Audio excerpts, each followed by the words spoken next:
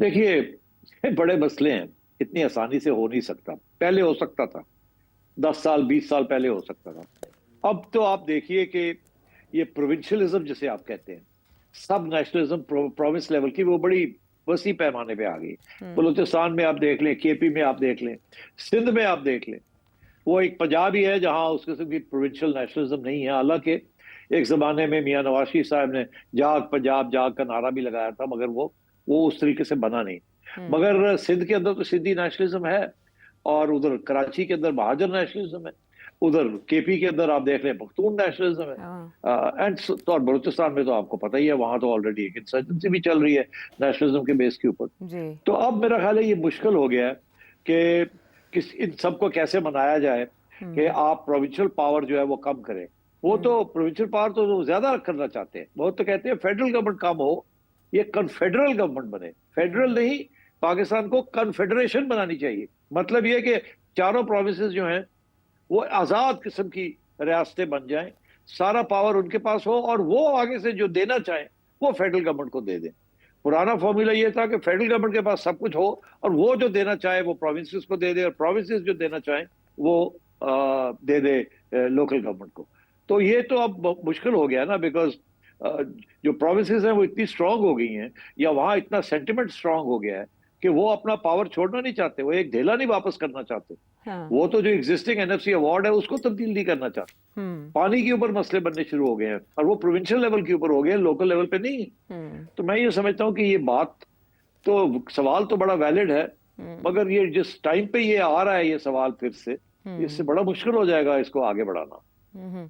अच्छा सेठ साहब, अभी 12 अगस्त को नेशनल असेंबली में हमने देखा कि सबसे बड़े सूबे पंजाब के हवाले से इसकी नई हदबंदी और एक नया सूबा बनाने का बिल पेश किया गया। 51 और 59 में तरमीम का बिल पेश किया गया कि इसके बाद सूबे 5 हो जाएंगे। उसके बाद ये बहस और आगे फैली और किसी ने 12 सूबे और किसी ने इससे भी ज़्यादा सूबे बनाने की तजवीज़ दे दी, और अब आर्टिकल्स उस पर लिखे जा रहे हैं और उसमें बहुत से इन डेप्थ एनालिसिस माजी से भी किया जा रहा है।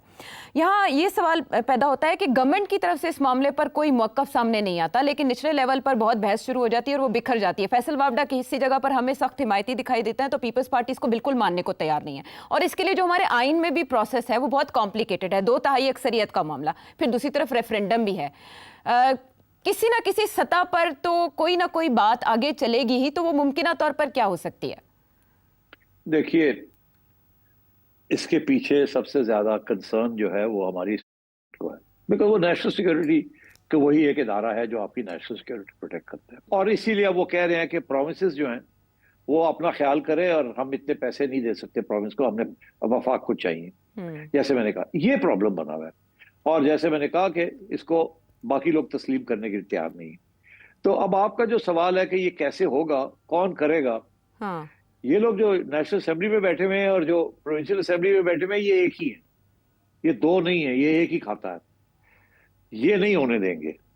ये सिर्फ ड्रामा करते हैं। जब जैसे उन्होंने सदर्न पंजाब सूबे की बात की, सारी सियासी जमातों ने कह दिया हाँ हाँ करेंगे, वोट लेने के लिए, बिकॉज वहां एक सब नेशनलिज्म बन रही है। जी। मगर हकीकत में नहीं करते, बिकॉज अपना पावर जो है प्रोविंस का वो उधर नहीं देना चाहते। वो चीफ मिनिस्टर कहता है मैं ही हूँ, प्राइम मिनिस्टर के बाद मैं ही हूँ। अब एक चीफ मिनिस्टर और ये लोग जो बनते हैं, और आपको पता है कैसे फैमिलीज कंट्रोल कर रही हैं, जी।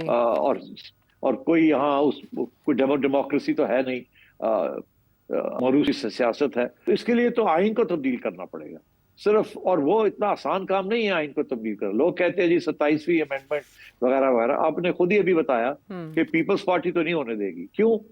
सबसे बड़ा इम्पैक्ट जो है ये बढ़ेगा सिंध के ऊपर।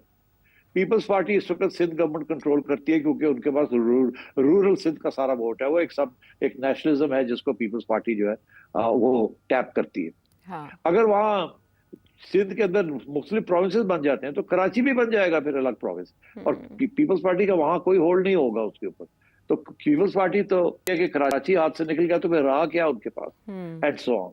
इसी तरीके के साथ पंजाब के अंदर भी सदर्न पंजाब महरूम है, सेंट्रल पंजाब तकड़ा है। तो सेंट्रल पंजाब तो नहीं चाहेगा कि उसका पावर लेके कहीं और दे दिया जाए।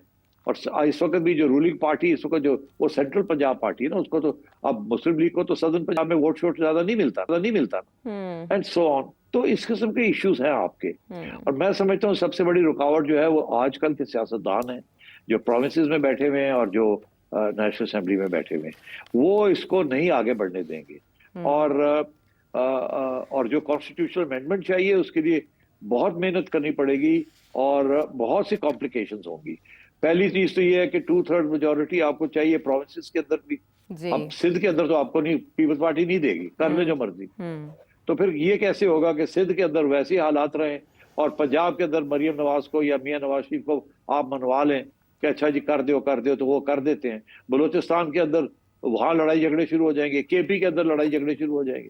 तो it's not going to be easy to do this. But इसकी जो रैशनल है, जो इसकी जरूरत है, वो तो सबको समझ आ रही है।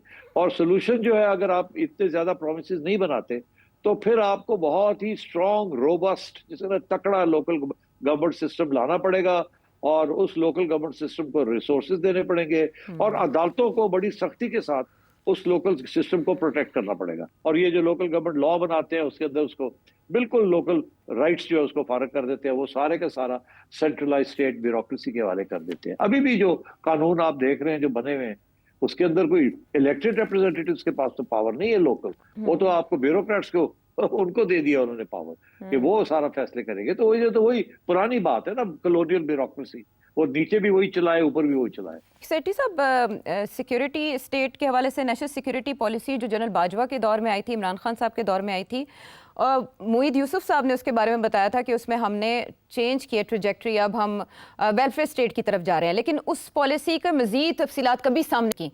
अब जो आपने बात की, जब आप 2/3 मेजॉरिटी की बात कर रहे हैं, आइन की बात कर रहे हैं, ये वाली प्रॉब्लम्स ना अमेरिका में देखी गई, ना इस तरह से भारत के आइन में कोई कदगन है, कोई रुकावट है। तो जब 2/3 की बात आ रही है तो हमने ये अभी माजी में मखसूस नशिस्तों के फैसले के बाद से ये देखा कि 2/3 गवर्नमेंट को मिलने की बातें की जा रही थी। उस तरह से तो कोई बड़ी रुकावट इस हुकूमत के लिए नहीं है, सिर्फ एक विल चाहिए। और पंजाब की सतह से अगर इसका आगाज़ कर दिया जाए, 2/3 यहाँ पर सूबाई असेंबली से ले लिया जाए और पंजाब से अगर आगाज़ किया जाए तो डोमिनो इफेक्ट इस तरह आहिस्ता आहिस्ता पूरे मुल्क की तरफ जाए, तो इस तरह आगाज़ हो सकता है। थ्योरी में तो हो सकता है मगर प्रैक्टिस में ये नहीं होगा। बिकॉज पंजाब में आप कर भी लेंगे तो क्या आप नेशनल असेंबली में बाद में जाना है ना, वहाँ अप्रूवल तो नेशनल असेंबली से लेनी है ना, तो पीपल्स पार्टी तो सपोर्ट नहीं करेगी। अच्छा, 26वीं आईनी तरमीम के लिए तो सबकी हिमायत हासिल होगी, लेकिन अगर 27वीं आए, वो जो सारा आयशा, फिर वो तो फिर एनएफसी अवार्ड भी उड़ जाएगा ना, बहुत कुछ हो जाएगा। ये it's not going to be so easy, no, you will not get the support for it.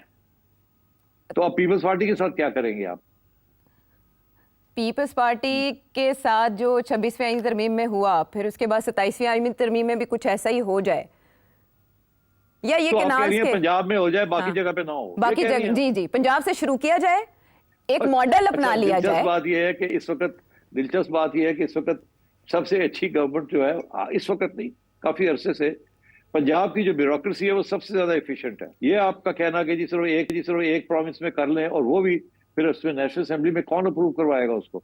मेरा ख्याल है पीपल्स पार्टी बहुत इसको खतरा देखेगी। उन्हें पानी नहीं करने दिया आपको, जो आप कनाल बनाना चाह रहे थे उन्होंने वो नहीं आपको करने दिया, तो आपको ये करने देंगे? सवाल ही पैदा नहीं होता। लेकिन केनाल मामले की गिरा जिन दिलों में है वो बहुत मजबूत और बहुत गहरी है, और आपको पता है जब दरारें पड़ती हैं तो फिर नताइज क्या होते हैं। बहरहाल आपके बहुत से सवाल छोड़ दिए और ज़ाहिर है जो व्यूअर्स हैं वो भी सोच रहे होंगे मुख्तलिफ एंगल्स पर कि फिर पाकिस्तान के मसाइल का हल कैसे निकल सकता है, और इस सवाल का जवाब भी सेठी साहब के एनालिसिस में मौजूद है।